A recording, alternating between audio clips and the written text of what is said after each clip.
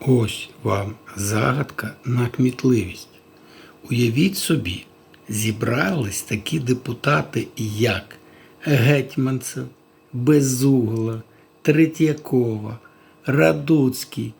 І разом з ними 90 депутатів.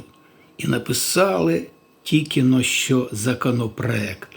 Вгадайте, про що ці особи разом написали законопроект.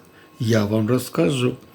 Це про внесення змін до Кодексу України про адміністративні правопорушення, Кримінального кодексу України, Кримінально-процесуального кодексу України та інших законодавчих актів України щодо підвищення відповідальності за корупційні або пов'язані з корупцією правопорушення. Ви собі таке уявляєте? І питання на додаток. Навіщо їм це треба зараз?